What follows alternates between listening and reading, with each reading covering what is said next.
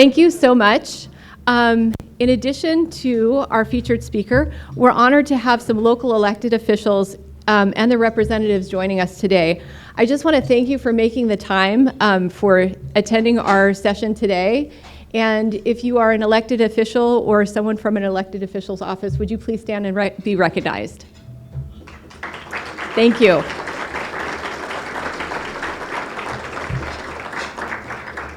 And as always, I would like to take a moment to acknowledge and express our gratitude to our partners.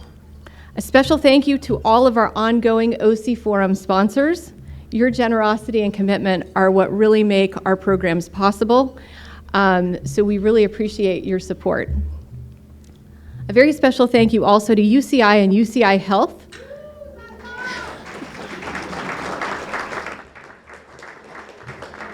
They are our title sponsor for our 5th consecutive year, so thank you, UCI.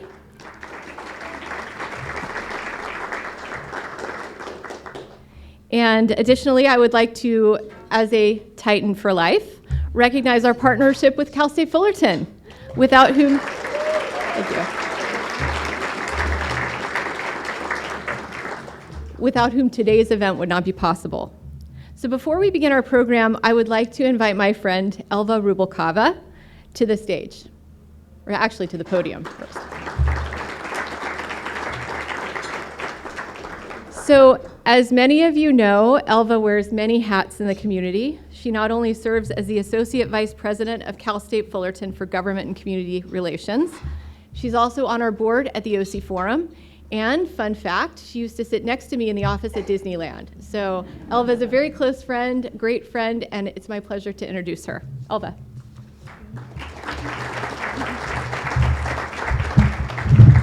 Thank you, Janice. Fun fact, I'm also the chairwoman of the Hispanic Chamber, so I have to give them a shout out for buying a table today. Thank you, guys. As a proud board member of the Forum, I am aware of its vital role in uniting key leaders within our community to foster meaningful discussions on critical issues, and I am therefore truly honored to be able to bring Cal State Fullerton President Ronald Rochon here today. In just a moment, you'll see why we are thrilled to have him at the helm of our transformative university, guiding the education of our Titans and our future leaders. Cal State Fullerton stands as the sole CSU institution in Orange County, with 80% of our graduates remaining within a 50-mile radius of campus. Many of you present today are part of this vibrant community. Please raise your hands if you're a Titan. Whoa, oh my gosh, yay. Our university serves as a beacon of social mobility, making a significant impact on the lives of our students, our workforce, and the community at large. To illustrate this impact, I invite you to watch the video playing on the screen.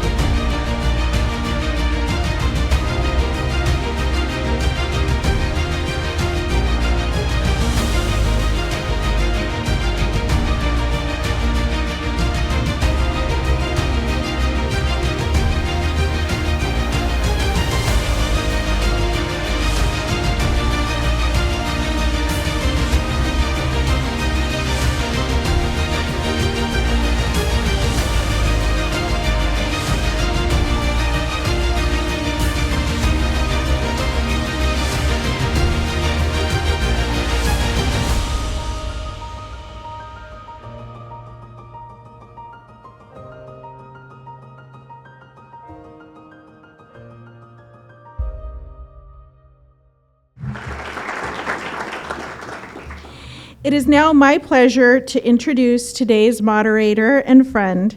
As CEO Emeritus for Orange County Business Council, Lucy Dunn retired after leading a dynamic membership organization of business leaders working with academia and government to ensure the region's economic prosperity and high quality of life for 16 years. Before joining OCBC, she was the first woman president of the Building Industry Association of Southern California and officer of the California Building Industry Association in its 80-year history. She served as director of the California Department of Housing and Community Development under Governor Schwarzenegger, who also appointed her to the California Transportation Commission in 2008. Governor Jerry Brown reappointed her 2 more terms. Failing so far at retirement, Dunn currently serves as the business representative for Southern California Association of Governments Regional Council. As a member of CSUF's President's Advisory Board, trustee of UCI Foundation, the Orange Catholic Foundation Bishop's Award honoree for exemplary leadership. She serves on OC United Way's United to End Homelessness Advisory Board. Dunn founded the Bolsa Chica Conservancy, advocating good practices for wetlands, restoration, and education. In 2007, Lucy received CSUF's Vision and Visionary honors, and in 2022, the prestigious California Home Building Foundation's Hall of Fame Award for Lifetime Achievement in Housing Advocacy. In 2024, Cal State Fullerton's DeGraff Center for Oral and Public History honored her for contributions to Orange County's political legacy. OC Register named her as one of Orange County's most influential. The Endangered Habitats League honored her for her work advancing protection of habitat and cultural resources while providing for South Orange County mobility options. Orange County Business Journal named her one of OC's 500 most influential. Please join me in welcoming Lucy Dunn to the stage. I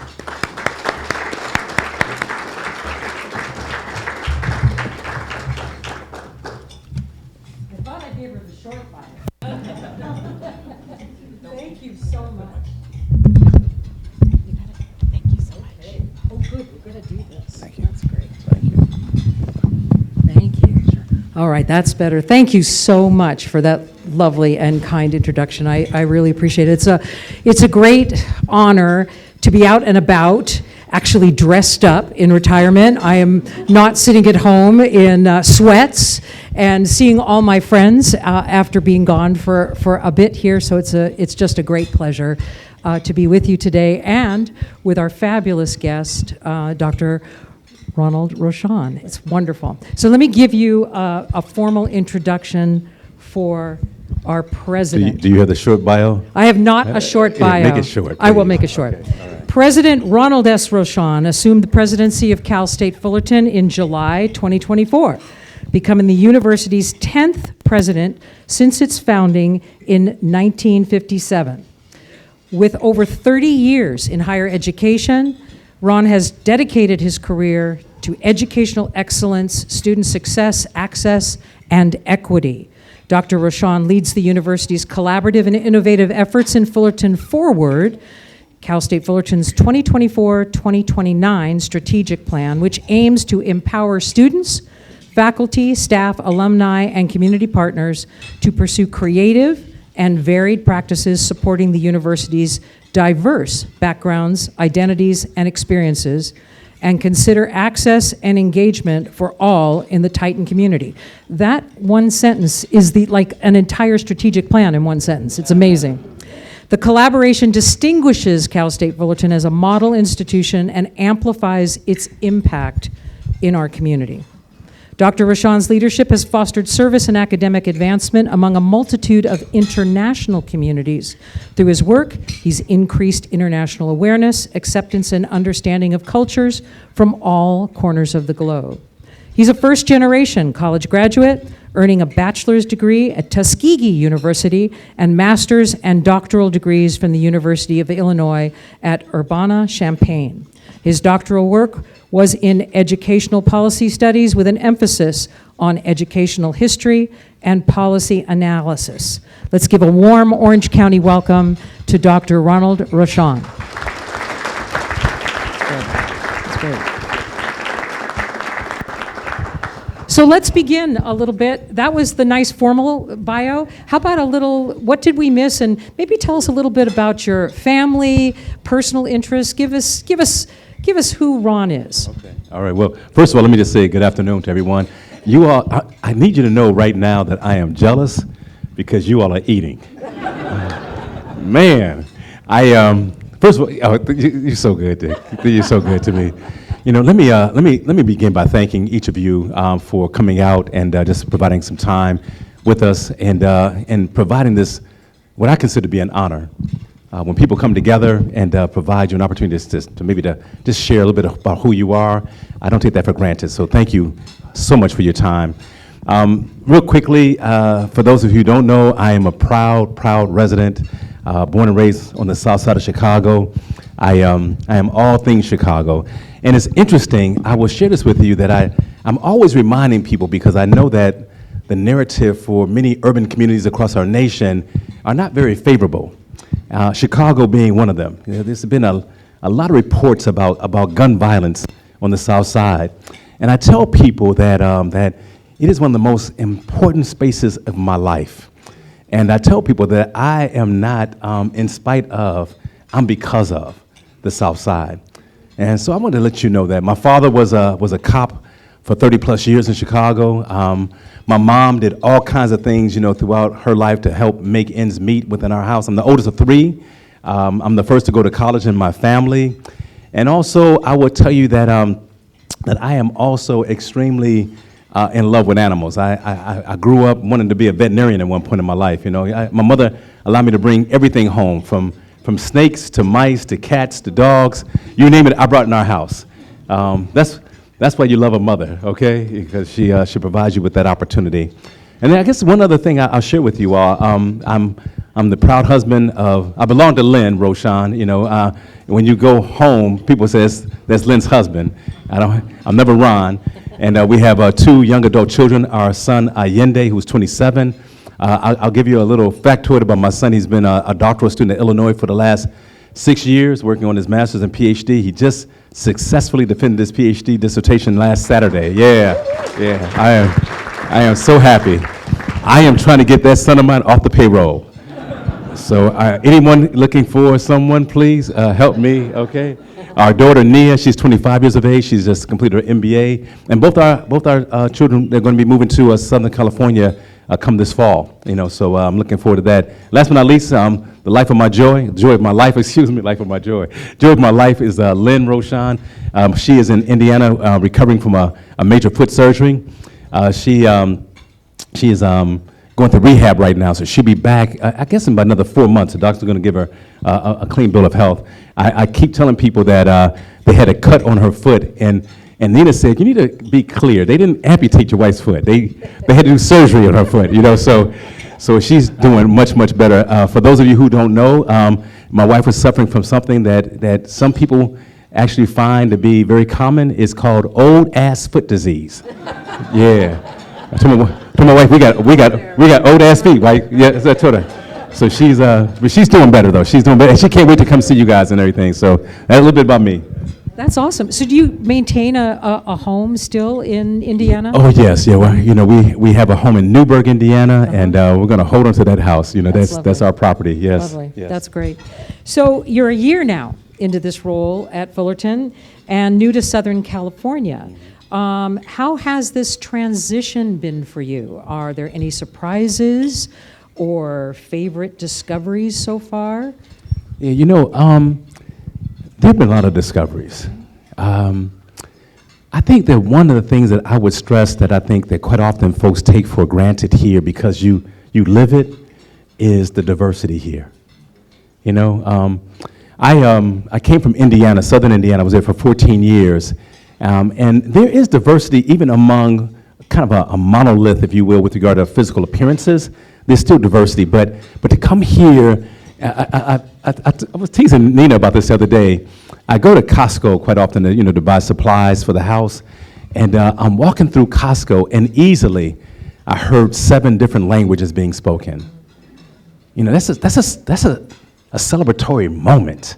You know, to hear languages being spoken.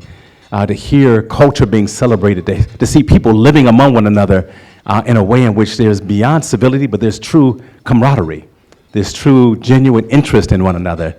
As I walk across our campus, I'm watching all of these students who come from different walks of life that are just pouring amazing love into each other. And so that discovery is something that I am so happy about. I've actually prayed for in my career. And so to come here and be a part of that every single day is something that I really celebrate. I'll tell you one other discovery I need you all to know about that I knew nothing about. So we have a little black dog named Jazz. He's he's a 14-year-old cockapoo. He's got one good eye left, half an ear left. He can barely hear, but he's still our little dog. So when we got to the house that I'm bestowed with as president, it's this beautiful backyard that is fenced. And so I thought immediately, I said, John, Jazz is gonna love this backyard. He can run free. Our first week there, my wife woke me up at 5 in the morning and said, come and see what's in the yard. A coyote. Oh. Yeah, bigger than me, okay? Yeah, so that idea of letting Jazz run around went out the window, because I found out that those coyotes love little Jazz, boy. So I didn't realize, we have coyotes abundantly. Yeah, so I'm learning, and we had one that was quite brazen on the property, so I'm very careful. I hate to admit, I've lost 2 puppies to coyotes, and that's with fencing and everything. So please keep Jazzy in your sight from personal experience. We will, I promise, we will. That's great. I love that you discovered the diversity of Orange County. We are a bit of a United Nations here, and yet the perception from outsiders is we're all white, rich, and living on a beach, thanks to those stupid-ass TV shows. Lucy Dunn. Oh, I'm so sorry. The Real Housewives, the OC. I hear it literally in international travel. So I'm glad you discovered that. How would you think we might get that message out, that we celebrate that diversity here? One of the things that just recently I was at a meeting with Dr. Garcia, our chancellor, Millie Garcia. Many of you have met Dr. Garcia. And she said something that was extremely important for all of us to understand, that how significant the CSU is, the entire system is. So you may not be aware of this, because I was not either. But 1 of 20 graduates across the nation hold a CSU degree. 1 in 10 graduates in the state of California hold a CSU degree. And so, we have ambassadors across the nation, in fact, across the globe. And so I think that we need to find ways in which we create new narratives that will penetrate beyond Orange County, penetrate beyond California, about who we are, what we do, and also the influence that we're having on this great nation of ours. This is such an important piece with regard to how we communicate the importance, the significance of the CSU and Orange County also. Love that. Great. Have you had a defining moment in your career? You've spent decades in academia and leadership. Has there been something that has shaped your perspective on how universities can best serve their communities? Wow. I've been doing this over 30 years now, and I will tell you there was something that happened to me years ago in Wisconsin. I was a faculty member at the University of Wisconsin-La Crosse. I became a researcher and also a co-founder of a center. I discovered this community identified as the Hmong community, folks from Southeast Asia. And within western Wisconsin, these people were actually being placed there as refugees after the Vietnam War. They were located primarily in western Wisconsin and also throughout Minnesota. And one of the things that I learned immediately is that there was a group of students that had high truancy rates, high special ed rates being identified, also high expulsion rates. And without looking at data with regard to race, I made an assumption. Based upon my own lived experiences, I thought that they would either be black or either Latinx. Based upon my own lived experiences in our country, they were not. They were Hmong.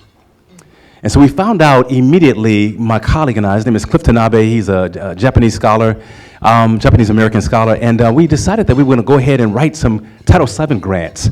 And these grants were primarily going to Spanish-speaking states, Texas, California, to serve Latino communities. But there were none going to serve Hmong people.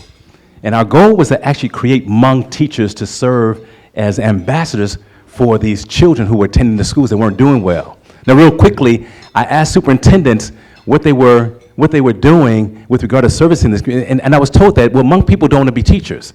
They like being paraprofessionals, translators, and I thought that was a bit weird. And so we wrote a small grant. We got some money to do what I love to do most, eat. And we brought several Hmong community members to the room, and we had about 50 with us that evening. I said, how many of you would consider being a teacher? All of them raised their hands. Everyone. And so we produced Hmong teachers in Wisconsin. We produced the very first Hmong principal in the history of Wisconsin that the governor recognized. And I share this with you all because we discovered that Hmong teachers weren't just good for Hmong children, they were good for all children. And so I discovered, that we have to find ways to cross racial and ethnic lines to serve all children, to serve all communities, to serve all people. I grew up in a very segregated Chicago, and I learned a lot of things that were just inaccurate about communities outside of my community. And what I want to do, if I can give you a call to action, family, my call to action is, what are we doing to make sure that our children understand the power of people outside of the house? Shaking hands, breaking bread, having fellowship, serving someone different than who we are. It's a blessing. And so if you ask me, quickly about why higher ed is so important to me, why I love Cal State Fullerton, this is who we are. This is what we're doing. Jonathan, this is that's right, I'm calling you out, man. Yeah, we are blessed to be doing this kind of work, so I hope that helps, Lucy. I love that, and especially in a day and age where we see so many folks just like glued to the small screen in front of them. Yeah. Well, we not having that connection with people might be one of the reasons we're in the mess we're in right now. Would you not say? Oh, without question. Yeah. I mean, I love the phone. We need the phone, but we got to put the phone down too. Right. You walk across campus and you'll see how many folks is looking down, about to walk into each other. Yeah. About to get hit by a car. Yeah. Put it down for a second. That's true. Yeah. That's great. So your intro included a lot of information on the strategic plan that you're working on. Yeah. Strengths, weaknesses, opportunities, threats, mission, vision. We all have done this. Can you give us a little bit of our unique opportunities, challenges from your experience in other institutions? What do you see in that SWOT analysis that requires some good work at Cal State Fullerton? This is nothing new for any of you all in the industry, observing academia. Our biggest challenge is that we move too slow. Mm. We are like an iceberg, in the ocean, and we just move too slow. We learned a big lesson, though. COVID did teach us that we could pivot. We could be a bit more fluid, a bit more responsive, and guess what else? We could do it quickly because we did it with success. And so finding ways in which we can be as transparent as possible, maintain shared governance, but also get the ball moving up the court. When John was hitting baseballs, he didn't hit a bunt quite often. He hit a laser, to third base or in the outfield. You gotta hit the ball. And we have to find out ways in which we make the ball relevant and responsive to the needs of the community. And so we are working hard to do just that. Be innovative, be limber. Just find ways in which you can be much more responsive, much more quickly to what's going on. Because I tell you right now, industry leaders are looking for our graduates to do just that. So it's important that we find ways to maintain that kind of space and occupation. Do you have can you think of some specifics? Because you got to do the implementing actions, right? Well, right now, I'm speaking about John, we just had a great meeting yesterday with the Board Foundation for Advancement, speaking about a new innovative hub that we're about to build on your campus. It's dealing with engineering, computer science. Nice. We're being responsive to what's needed right now. I told the chairman, I said, Mr. Chairman, let me be candid with you that right now on our campus, we have antiquated labs that will be outdone by many high school labs that are neighboring our border. This should not be happening. And so, you're looking for high technical skilled people with competencies, with abilities to come into your space immediately to deliver. And I can't do this without state-of-the-art equipment. When you go to the doctor, you're not looking for 1960s equipment. You're not. We're not looking. I'm watching. I don't know if you haven't seen this series yet, but I'm watching this film series. It has got my attention. It's called 1923. I love this thing. If you haven't watched it, please watch it, boy. And so at one point, it's this man who's going through a very traumatic experience. He's got a blunt head trauma, and they have to drill a hole in his head to relieve pressure. No anesthesia. Hello? And so when we go to the doctor, when we go to different, wherever we go, we want best practices. Cal State Fullerton is that space. We want to make sure that the investment that you're providing as taxpayers, that return on investment is giving you just that. The best, highly skilled people that are ready to deliver. That's great. Well, and Cal State Fullerton is an economic engine. Without question. For Orange County. Yes, ma'am. Can you share a little bit listen, about that? If you're preparing engineers, we know we need that. Yeah. Where else do you see? Well, listen, we need social workers. We need healthcare providers across the board. Correct. Listen, we need teachers. Yeah. Can I put a plug in for teachers for a second, everybody? Teachers produce university presidents. Presidents don't produce university. Teachers do. We should be loving on teachers every day. We bring our greatest gift to classrooms every single day. So some of you all have a child, have a niece, have a nephew. You have a neighbor who is a teacher. We need to find ways in which we uphold them. I'll tell you right now, for me, church and classrooms are the two sacred spaces that I really, really honor. Teachers need to be, they need to be recognized and respected. It is a tough job. I went to a facility right before moving here. They asked me to give a lecture, if you will, to 100 seventh graders. Worst day of my life. It is hard work. This teacher, she has differently abled students. She has some who are interested, some who are not. She has some who are really just out of control. She has some who are just intellectually gifted, and she's managing all these spaces. She's caring, she's supporting, she's engaging. She's doing a job that many of us could never do, and many of us would never want to do. If you see a teacher, just give them a hug. Let's give them a round of applause, please. Yeah. Thank you. Well, we talked a little bit about Orange County's demographics from the, certainly the United Nations aspect of us on ethnicity. But our demographics are also shifting because we're growing old people here. Yeah. And so you mentioned that healthcare is a good focus at Cal State Fullerton. That's really important. But I just read an article recently in the leaderboard at the Orange County Business Journal. Yes. CEO Annette Walker, City of Hope, looking to hire 500 people. I think UCI Healthcare is looking to hire 1,000 in healthcare, and her plea is for housing. You can't get away from a housing question with me sitting next to you, my friend. So Cal State Fullerton was really innovated years ago under Dr. Milton Gordon, where I think you bought an entire development project. The Olson Company saved them marketing costs because you bought it all for teachers. We're looking for students to be housed here. Is your strategic plan include any of that? How do we keep all those great graduates in this dynamic county with this tough challenge before us? Yeah, it's a big challenge for us, especially when you're an urban landlocked institution. Right. One piece of good news is that Cal State Fullerton has 500 plus beds that will be coming up online very, very soon. And even better news is that a significant percentage of those beds are going to be affordable housing beds. So we are being responsive. And listen, I cannot take ownership of this. This was something that was created long before I was even thought of when it comes to this community. I'm really, really proud of the kind of strategic thinking and implementation that this team, the faculty and staff, and also the chancellor and also the trustees have embedded with Cal State Fullerton. We need more, though. I'll tell you that right now. Our students, they want more.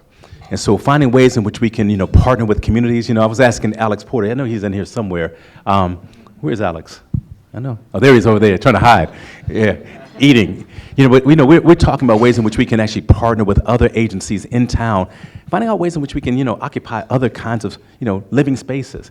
And then let me be very candid with you, Lucy. One of my greatest concerns, as I know is of yours as well, we have unhoused people who are on our campus. We have students who live in their cars. both on and off campus. And so finding ways in which we can be responsive to this is important. Finding ways in which we embed this discussion in our curriculum across majors is important.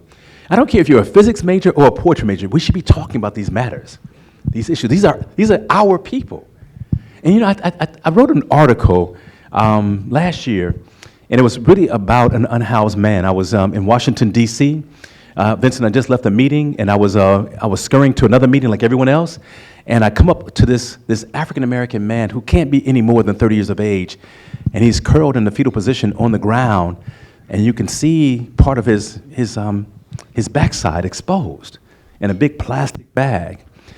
And I wrote about this because, I went back there later to bring him food, but he was gone. And the thesis of my argument to myself and others is that people in crisis cannot wait for us when it's convenient for us. We need to be acting now. And we have lots of students who need us to act now.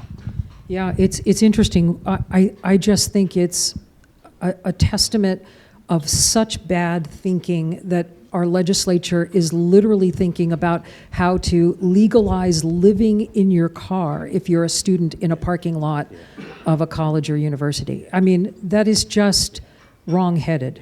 And yet, we don't yet seem to be able to break through. I think finally they're realizing we're just not building fast enough, and maybe the regulatory reform that we've been looking for might help you as well. So I'm glad you're thinking about that as well. Let me just say that, one of the greatest challenges you all know is that Orange County is an expensive county. Yes. To live in as well. Yes. So this piece with regard to affordable housing and beds within what we're building right now is significant. Right. I remember when I first met Elva, she was speaking about the significance of this and how we need to not only replicate this, but we need to make this, grow like mushrooms, That's like you right. said. That's exactly. right. That's right. Well, and you have a great leader from Cal State Fullerton with CEO Laura Archuleta of Jamboree Housing right here who fights this battle every day. So, yeah. Thank you so much. Very good. So now let's get into fun issues, right? Within the Trump administration, we're on policy and political issues here. There's policies affecting higher education, funding, workforce development initiatives, immigration, DEI efforts, even what we're allowed to teach ourselves, they're shifting. How is Cal State Fullerton preparing to adapt its strategic planning, or is it? I noticed, for example, Harvard is saying, no, we're fighting and we're keeping our independence, and now they're at risk of losing major federal research dollars. How is a public university thinking in these terms? We've been thinking strategically. The best part about this particular question that I think about immediately is, again, the mission and core values of Cal State Fullerton. We have not drifted in any kind of way away from who we are.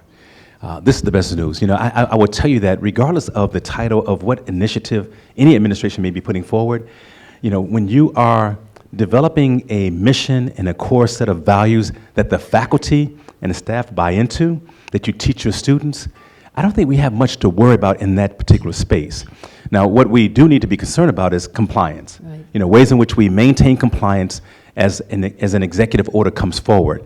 And I'm really proud of the team. We have been informative, we've been forward-thinking, we have been present, and we've been teaching our students just how, in fact, they navigate these very difficult waters. Right now, I think some of you all saw the news last night and this morning. There was news stations on our campus speaking to our students about visas that are being revoked. Dealing with the anxiety and fear that students are facing. I love the fact that I have a team that is running to the fire, servicing students.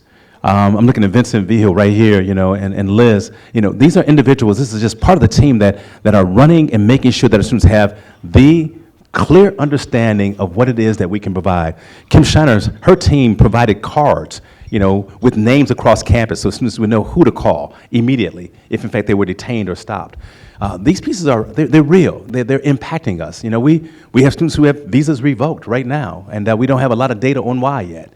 So maintaining and understanding the best way we can is what we're walking toward. That's terrific, because part of the problem, I think, is Cal State Fullerton being caught in the middle between state requirements for these things, and now federal new executive orders coming down.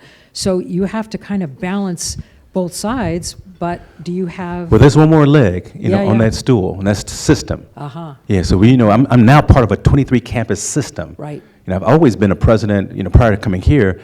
I was independent. I had autonomy with my department, with my board of trustees. But right now, decisions that I make, decisions that another president makes, will definitely impact another campus. And so, working hard to maintain synergy, clarity, but also clear messaging about who we are as a system is a non-negotiable. Oh, that's great. It's really important. That's great. It really is important. That's awesome. Well, and maybe even closer to home, our entire CSU system is under fire from Sacramento in reducing budgets. Can you give us a little insight on that one? Yeah. Listen, I can't predict what's going to happen. We'll have greater clarity. My CFO was telling me, by the end of May, sometime in June, with regard to where we will land, specifically with regard to a potential budget cut. Until it happens, I'm going to call it potential. I'm remaining as optimistic as possible. I think that we are going to face something, but I'm not sure where we will land with regard to the exact percentage. Right now, on the table is 7.9%. That's significant for us. That's $30 million for Cal State Fullerton. What that will do with regard to services to our candidates is devastating. We need those dollars. In fact, I'll tell you right now, as our numbers increase, and you know this, we are the largest CSU right now in the system, we need more money, not less, to provide services to our candidates to do what I've talked to you about before. Be prepared for this economic engine that we so desperately need to have running all the time very effectively. And so if you have connections in Sacramento, if you are speaking to your elected officials in your district, please, I'm asking you, I implore that we all collectively have a voice that speaks about the significance of the CSU and specifically Cal State Fullerton. Those funds we need very, very badly as we do our work. That's fascinating. Are you seeing growth in student population? How's the well enrollment listen, going? Our enrollment is strong. Yeah. But let me be candid with you about that, though. So you spoke about the demographic. Correct. If you look at the demographic that within Orange County, Sue Swart, she's somewhere in here. Sue is just like this data person in my head every day of the week. She brings this data to me, says, listen, President Rochon, the fastest growing demographic in our community are people that are 45 years and older, not 18-year-olds. Right. And so that pipeline is shrinking. So what we're doing right now, we are creating the first, an inaugural vice presidency at Cal State Fullerton, vice president for strategic enrollment. I want someone eating, sleeping, drinking, and digesting, Bobby, enrollment every day. Enrollment is a science. It's not a happenstance, occurrence. It is truly a science that you have to apply every semester and be strategic on who you are addressing, finding out ways in which we bring relevant courses, and also making sure that we are opening our pipelines beyond this traditional 17 and 18-year-old. We just can't depend on that any longer. Folks, listen, I'll tell you all right now. Alva was up here minutes ago. She would never say this, but I'll say it on her behalf. She has this brilliant young woman in her life by the name of Maddie, her daughter. Maddie is a senior in high school. Maddie is receiving 80-plus different university hits around the nation seeking her to choose them. That's on average for good students. Maddie's an exceptional student. She's getting more than that. And so to make us the campus of choice, we've got work to do. The days of build it and they will come is over. Students are not just coming just because we have great brick and mortar. They want to, what kind of programs do you have? Do you have engaged faculty? What kind of social life will I have in the community? Will I be safe culturally and physically and emotionally? Will I grow intellectually? Can I travel abroad? What do you have with regard to me being safe? My friend Cynthia Leo, we had this discussion. Even when I receive her brilliant students from Fullerton College, she says, Ron, will my kids leave us and be safe with you? This is my partner. And oh, by the way, she loves her students. She wants to send them because she likes Ron. She wants to make sure that Ron's faculty and staff are doing the job to make sure that not only they're going to be received well, but they'll transition across that stage.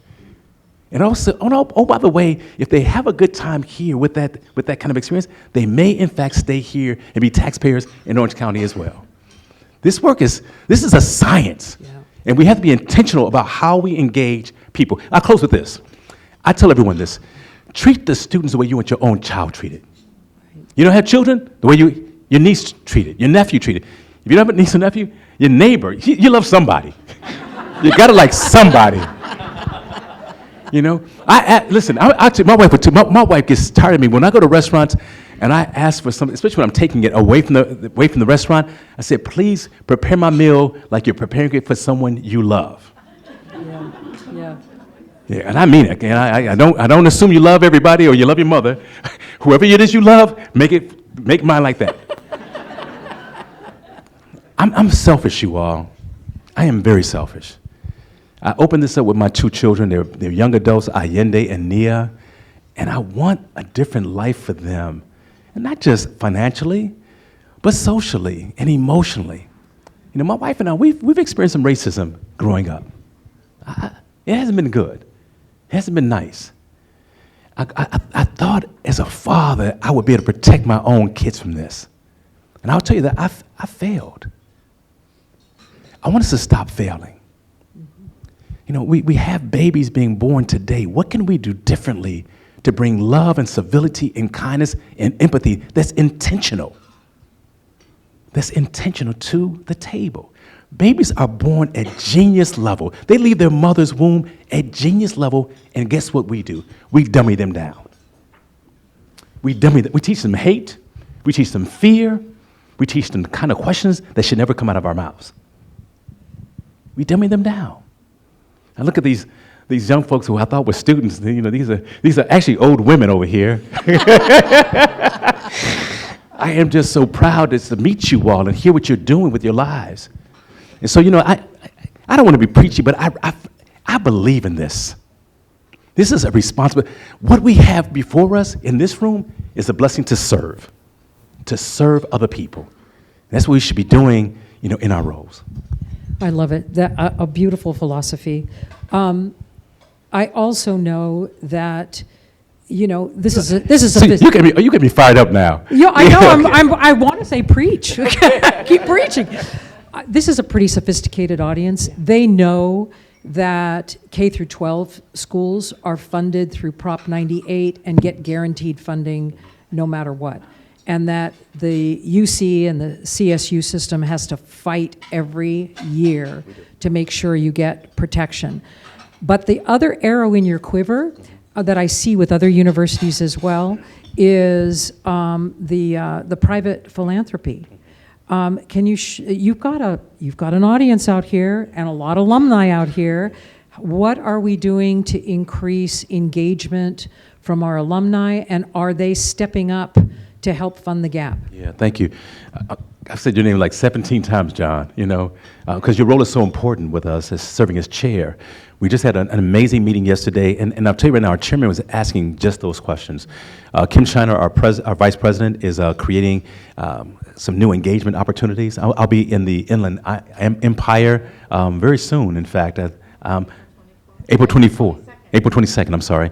You know, so we're bringing alums together to provide them with an understanding of what's going on campus right now, but also giving them an opportunity to understand how they can engage, not just financially. You know, we are so appreciative of all of your gifts. Let me be clear. We do want you to consider giving financially to Cal State Fullerton. I tell people, a $50 gift, you would be amazed at how far it will go because we are good stewards. The students that we are servicing, that we are teaching, that will buy a book for one of our candidates who may in fact be home insecure, who may in fact be food insecure. No gift, and I mean this, it sounds like a cliche, but it is true. No gift is too small. None. So please consider. We're going to be going to LA County this summer as well. Next fall, I'm going to be traveling out of the state of California also. We have alums. What's our alumni number again? You mentioned? Over 320,000. We have over 320,000 alums, you know, so we're going to get to them. We want to meet them. We want to re-engage them. We want to invite them back home. But what we need to do right now, we got to bring Fullerton to them. You know, we have to go to them and develop and cultivate this new relationship with them of appreciation. You don't go with your hand out. You go there with your hand out with regard to a handshake and an introduction and begin to cultivate something very, very special. That's great. That's fantastic. You shared with us a little of your leadership philosophy, Yeah. which you were preaching. Is there anything else on that would continue to inspire us besides my challenging my fellow alums here to open up their checkbooks and help fill that gap for you? Yeah. Well, thank you in advance for opening your checkbooks. Thank you for considering, and I do mean that very sincerely. With regard to leadership style, I think, the cabinet would tell you, I think the deans would tell you, and others who have had an opportunity to be with me, that I firmly believe in listening to my team, but also observing what's going on. Nina is out of breath every day because we're moving. We're walking across campus. We're going through the community. I want to learn about what's happening. Where is the next idea that we should be engaging and serving? People that come to the room, I'm excited because they bring their brilliance to the room. We need to create a space where people feel safe to explore who they are professionally and personally. I'm here as a president because of mentors and teachers that are not only poured into me, but gave me space to grow, to make mistakes, and also to succeed. And so I really firmly believe that because of that kind of creativity and that kind of space, we will do even more. I'll close this question with this right here. I was with first-generation students and their families yesterday on campus. We had a great interaction, and I asked them a question. I just asked them, I said, how many of you all shop with Amazon? Hands just go up. My wife buys too much Amazon. But Amazon, like Microsoft, like McDonald's, like Delta Airlines, like Cal State Fullerton, at one point it was simply an idea. That's all it was.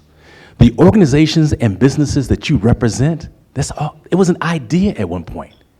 I'm asking our students, where's the next big idea? What will you do to create that idea to transform your family, your community, your nation, and our globe? Ideas run the world. They run the world. And we should be very, very in tune with how we bring creative people in the room to listen to their ideas. I'll close with this one for you. I'm convinced that some of the strongest, most innovative, best ideas reside in underserved zip codes right now. And we're not tapping into them. Right now. So please open your doors. Open opportunity. Open your eyes and also please open your imagination to people that you were least likely to give a chance to. Give them a chance. Dr. Janice Barr, my professor, she's a reproductive physiologist at the University of Illinois, one of the greatest endocrinologists you've ever met in your life, gave me a chance to be in her laboratory, to be a bench scientist. I wouldn't be here without Dr. Janice Barr giving me a chance. She had an idea. He might be successful. That's awesome. She produced a president. That's awesome. That is amazing. It's also, to me, when you think about Cal State Fullerton's impact on Orange County, I mean, many folks don't realize the game-changing role that Cal State Fullerton has had. Game changers like Pacific Symphony started at Cal State Fullerton, right? And you still have the most amazing arts program. I'm a political science grad. I contribute to the arts every year because the young students that are coming out of that, the creativity out of arts, they may not end up in a career in arts. Many of them do, but most of them don't. But the creativity, the problem solving, the team building, that arts education fills these jobs with these employers. The other one that I love, the game changer at Cal State Fullerton that I love, you have an engineer, a woman scientist who was trying to work on batteries that never needed recharging. Game-changing things come out of Cal State Fullerton. We need to highlight that for folks so that they understand how great this university is and what an amazing impact it's had. For you, Dr. Rochon, If you left this university and walked away and said, I did good work because my one major impact that I succeeded was the following, what would that one lasting impact be for you? Boy, that's a hard one. I'm giving you master's classes. One thing, Cynthia, I'm going to lean on you for again. Meeting Dr. Olivo and partnering with her, I left the table. We just had an amazing lunch just recently, and we were talking about ways in which we make transfers a bit more seamless, and having Cal State Fullerton presence, professional presence on her campus, and she was so amazingly responsive. I left our lunch feeling like, man, if there was something that she and I can leave for this community to understand is that collaboration was non-negotiable. There's a yes in the room. There's a way in which we can open the door wider.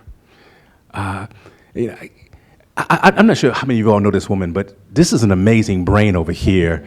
Humble, kind, and so responsive in welcoming me to this community. And let's give her a round of applause, you all, please. Yeah.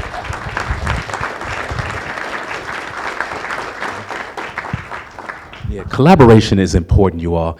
Listen, there's enough work here for all of us to do with 5 lifetimes, and we would still be busy.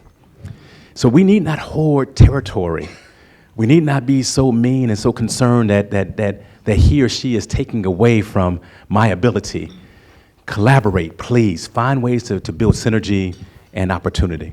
Awesome. I love that as a lasting impact that would have your name on the name tag for Cal State Fullerton. The nameplate would be, this is where it began, this is where it took off. Thank you. Thank you, Ron. Thank you. All right, we're going to get into some audience questions, but before that, before to go to questions, shift gears just a little bit. We've covered some big topics. Now we're going to end with something a little lighter, Lucy's lightning round. All right. These are quick questions. Help, please. Yes. Somebody help. Quick questions, instinctive answers now. No overthinking allowed, right? No overthinking. Okay. First, what was your first job? Oh, God. Paperboy. Yeah. Coffee or tea? Tea. Really? Neither, really. Okay. Look at Elva, she knows. Okay. I could have said bourbon or, I don't drink alcohol either. Oh, there it is. Okay. Yeah. I'm boring. I'm so boring. Last book that you loved, but not for work. Oh, my goodness. Oh, gosh. Man, but oh. You can pass. Yeah. Okay. Because it's all been work. Yeah, go ahead. Dream vacation destination. I really want to climb Mount Kilimanjaro. Ooh. I really do. That's Yeah. great. Yeah, I want to go to Tanzania. Great. That's awesome. One word your closest friends would use to describe you. Laughing. I was going to say I love your smile. Oh, I told you that thank you. before. Oh, I you're so thought it was a kind. great smile. Who is your leadership role model? Oh, my goodness. You don't know this guy, but his name is Dr. James Anderson, my doctoral mentor. He's 80 years of age. He just retired. I love him. I love him with all I am. Nice. Yeah. Nice. And your favorite spot on campus? Oh, my goodness. Wow. I like going to where we eat. Okay. Look at John. Oh, God. So student union? I love that spot. And also because the students are there. I love to see the students. Right. Yeah. Your favorite restaurant? My favorite restaurant right now? Anywhere. What's your favorite restaurant? Oh, my gosh. Man. You like to eat? Come I on, this should know. not be hard. Okay, honestly, Ron's Kitchen. There you go. Yeah, I love to cook. I cook for myself a lot. I do. That's awesome. Yeah, That's yeah. awesome. I get a big green egg, you all. Come on by the house. So I think I know the answer to this already because you already mentioned this in your opening, but if you weren't in higher ed, what would you be doing? Oh my goodness. I love animals. I would be I love science. I enjoy being a scientist. Scientist, that's Yeah. great. Mhm. And your go-to karaoke song? None. Let's give a round of applause to Dr. Rochon. That's Rochon. Okay. We have some questions from the audience? I would love you to say. Go ahead. Go ahead. Wait till we're done. Oh, when we're done? All right, we'll let you do the wrap-up. Okay, here's a couple of questions here for you. This is from Steve Walswick from Servite High School. You mentioned the importance of classrooms being sacred spaces and teachers leading these spaces.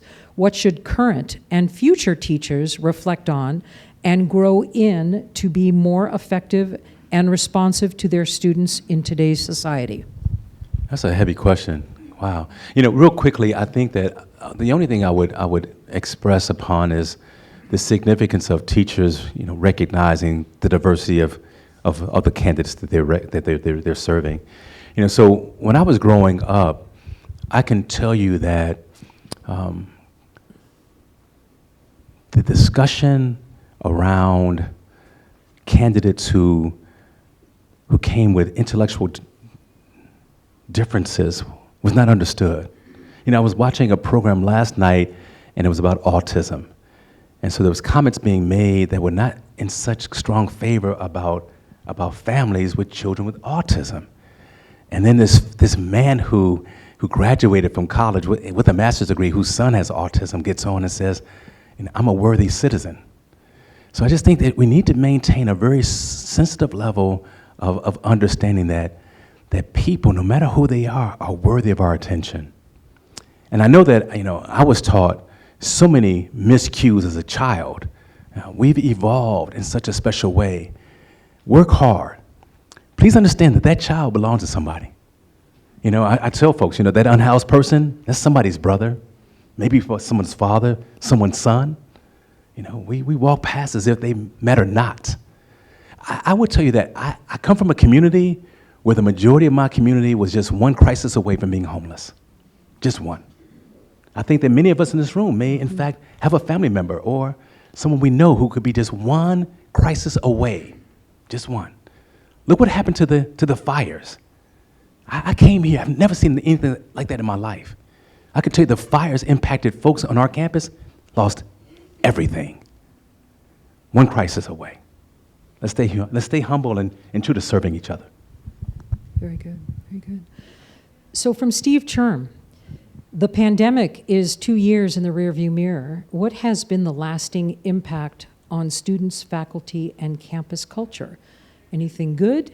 Anything concerning?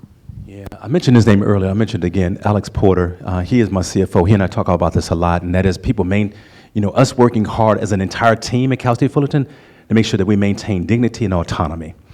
Even with a cut, our question is, how do we keep people employed who want to work to serve Cal State Fullerton? I learned that from the pandemic. I thought I understood what it meant to be interdependent until I watched and saw how much we needed each other when we're missing each other. So if there was something that I would tell you that is a non-negotiable for me, it's not a brag point, but it's a non-negotiable. Find ways to keep people employed. We need to maintain dignity and autonomy for human beings. So I would say this is a non-negotiable. We need to work hard toward that. Very good. Henry Mendoza, we are hearing a lot about foreign student visas. Can you please comment about what you're doing, fear on campus, education, et cetera? Yeah, I don't want to be redundant, but maintaining a very strong understanding of compliance, where we are, the offices we have all across campus, making sure that our students know exactly where to go, what to do, and then also just staying in front of this data, just staying in front of the orders when they come out, having the right folks, our legal teams in particular, make sure that we are informing our candidates real well. Phoenicia is sitting over here. This is what she does. She eats, drinks, and sleeps this every single day. So we're very fortunate. That's very. My snoozer to remind me that my time is up has just gone off. Okay. And so I would love to hear your closing comment. Oh, wait, I have one more question. Dick has a question. I know you're going to ask a question about. Since you're rolling in money, when are you going to bring back Titan football? Oh. I love this guy. I was with Lou Correa last week in his office, and he has a football helmet. We posted a picture, and Lou said, he's going to be my star running back. I say, well, I said, Lou, we need a star donor too, okay? Okay. There you go. Yeah, well, thank you for that. Thank you, Dick. Hey, listen, folks, I want to close the way I began, and that is with a thank you. I'm not being sad here, but I'm being very candid. I think about my mother every day. I tell folks that I'm a mama's boy. If you don't know what that is, you Google it, you see my face. My mother's in heaven. She died in '09, and I remember vividly when my mother was transitioning.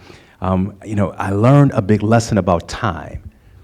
Big lesson that each and every one of us, we have a finite amount of time on this planet. Each and every one of us, and whenever we share time with one another, that's uninterrupted, that's respected, that's civil, and as you have been so incredibly kind. I just called you old women, and you didn't throw rocks at me or anything, But your kindness I don't take for granted. It is a gift that I am thankful for. So I just want to say thank you for allowing me to be a part of this community. And I say that very sincerely.